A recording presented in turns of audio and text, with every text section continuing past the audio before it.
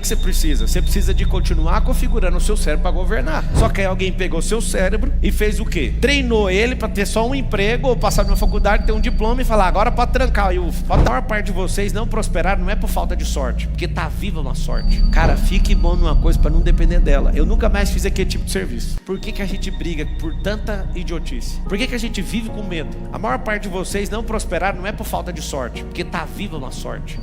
Eu fiquei chocado porque a gente foi enganado aí pela pseudociência a vida inteira, que era o mais forte dos espermatozoides que conseguia vingar e vir aqui na Terra, né? Foi descoberto agora há poucos dias que isso não é verdade, que o segredo não está no mais forte, é o óvulo que escolhe.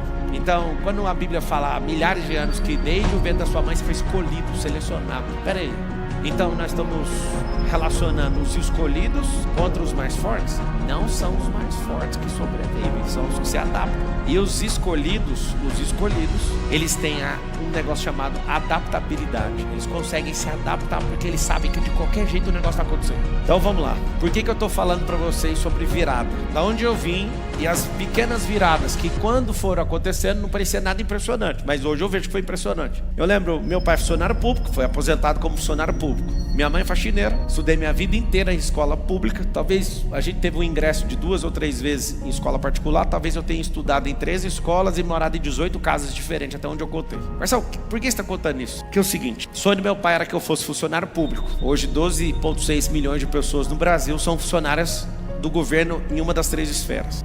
54 até 56 milhões de pessoas no Brasil hoje estão dependendo do Bolsa Família. 53 milhões são dependentes de alguma forma abaixo dos 18 anos de idade. 43 milhões de pessoas aproximadamente são empreendedores ou trabalhadores fichados. E aí você soma isso aí tudinho, vai dar uns 203 milhões de pessoas. O que eu quero te mostrar com isso? Eu tinha uma energia, um foco, um treino mental, um ambiente. Toda a sorte que foi lançada sobre mim era para eu comprar uma apostila, que meu pai ficava insistindo, compra uma apostila, você precisa ser funcionário do Banco do Brasil, isso aqui, aquela coisa. E eu falava, eu não quero esse negócio. Com 12 anos de idade, que é quase a idade do meu filho mais velho, eu acho um livro. Esse livro, exatamente, lançamento dele no Brasil, Robert Kiyosaki, o nome do cara. Eu sou despertado por um livro. Esse livro se chama Pai Rico, Pai Pobre. Quando eu leio esse livro, gostava de ler demais. O livro mostra a figura de um pai pobre, que é uma mentalidade de estabilidade, e o pai rico. E para piorar, eu tô com um amigo, a gente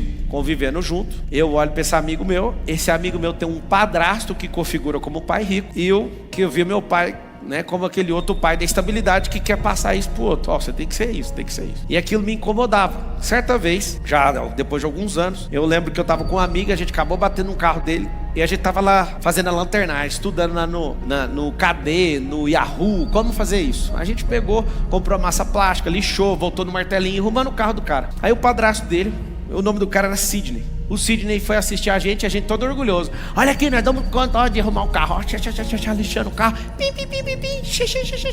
Aí olha aqui, que nós somos fera, só querendo uma aprovação do cara. Aí o cara vira e fala assim, ó, esse não é o segredo não. Eu falei, será que esse cara é tão fera que ele sabe mexer com lataria, com lanternagem, com pintura? Aí ele falou assim, ó, não tem dádiva nenhuma no que vocês estão fazendo. Vocês têm que aprender a crescer para pagar para pessoas boas fazer isso aí. Porque o que vocês estão fazendo vai ficar ruim, e o que vocês precisam fazer é ficar bom em outras coisas para pagar alguém que é bom nisso aí. Eu fiquei com muita raiva desse homem. Só que eu detectei nele o cara que eu vi no livro, o cara que tem a mentalidade do pai rico. Ali eu tava querendo uma aprovação do cara, e ele também. Ele, ao invés de dar parabéns pra nós, destruiu a nossa alma. E a gente olha pra aquela história e fica com raiva dele. Só que aí, engraçado, esse amigo meu, hoje ele tem empresas que faturam mais de 100 milhões de reais. Esse é amigo dessa história. E nós temos empresas aqui faturando bilhão já. Aquilo na hora foi o motivo de eu ficar com ódio dele. Só que só depois de muitos anos que eu fui entender. Cara, fique bom numa coisa pra não depender dela. Eu nunca mais fiz aquele tipo de serviço, porque eu fiquei com tanta raiva daquilo, mas a minha cabeça só muito tempo depois foi entender.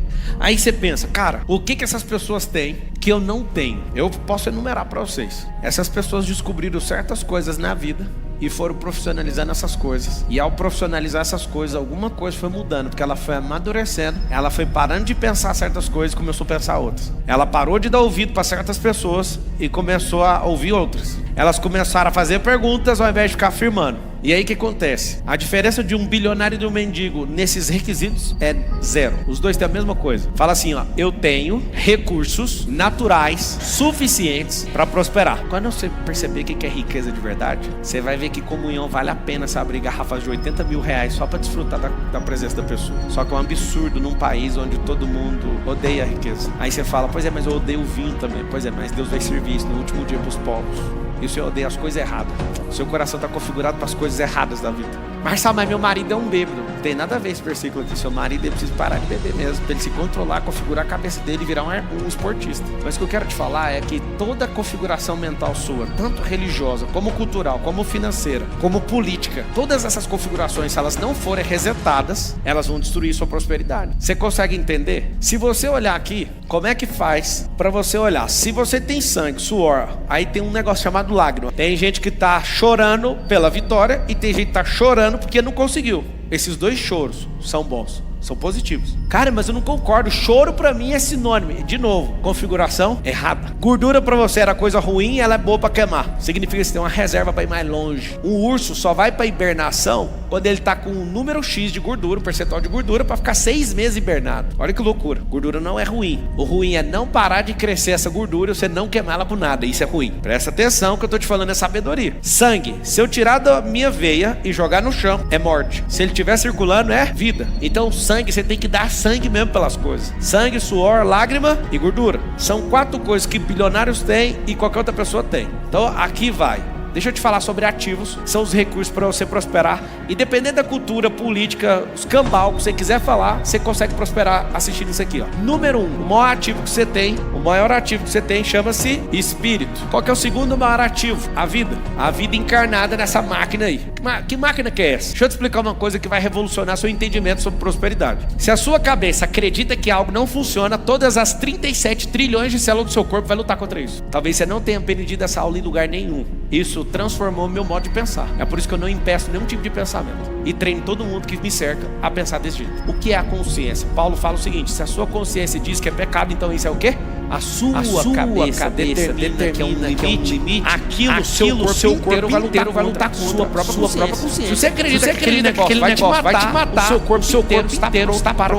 Se você entende que o dinheiro é prejudicial, o seu corpo inteiro vai repelir o dinheiro. Se você entende que ficar perto de rico é um negócio que é ruim, seu corpo inteiro vai fazer isso. Se desde pequeno, eu estava explicando, eu expliquei pra Isabela, se uma senhora chegar em você, oi mocinha, não sei o que, e chamou você pra entrar no carro, você vai fazer o que? Ela tem 3 anos. Eu vou sair gritando e sair correndo. Aí todo mundo lá em casa, palmas pra Isabela. Isso mesmo. Miguel, e aí? Se a senhora chegar com um cachorrinho e falar, aqui tem mais, você vai? Ele, claro que eu vou, o cachorrinho. Falei, bonitinho. Aí você me quebra, a menina de 3 anos tá configurada, você tá desconfigurado. Quem que foi? Quem desconfigurou você, meu filho? Aí ele falou, não, mas eu o cachorrinho. Eu falei, o cachorrinho que se lasque, Miguel. Aí a configuração tá o quê? Errada. Aí você precisa de ir lá e configurar. Por isso que você tem que, como pai, testar seus filhos. Todo mundo muito bem testado. Aí um falou, podia parar com essas conversas. Falo, não, essas conversas são parte da configuração. E aí, com o passar do tempo, você precisa de ir lá e dar outra configuração, senão seus filhos vão ficar travados para sempre, com medo de gente estranha. Aí ele nunca mais vai ser bom em network, porque tudo, ele só se sente bem perto de gente que ele conhece. Só que você tem que ir lá desconfigurando. Por exemplo, quando você era pequeno, sua mãe deixava você atravessar a rua sem pegar na mão? Hoje você fica ligando pra sua mãe, vai atravessar a rua, vem cá pegar na minha mão. Você sabe que as suas crenças são desse jeito, né? Você fica esperando a sua mãe para atravessar a rua. Você fica esperando Deus fazer alguma coisa para você ficar rico. Você naturalmente um dia começou a olhar pro lado, olhar pro outro e falou, mano, vai ser mãe agora. E pau.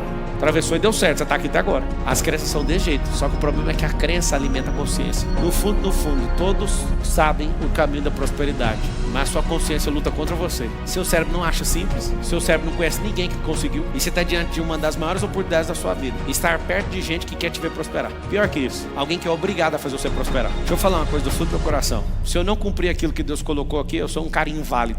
Posso conquistar tudo, mas se eu não obedecer aquilo que Ele colocou, que é para libertar um povo. E eu sei que muitas pessoas na Bíblia sentiram. A vontade é de mudar de nação e convencer um outro povo. É mais rápido que mudar o nosso. Vocês sabiam disso? Se eu mudasse de nação agora, ia aprendesse qualquer língua, eu conseguiria mudar qualquer outra nação mais rápido que a nossa. Alguém pergunta por quê? Porque todo mundo fala, mas esse aqui não é um brasileiro também?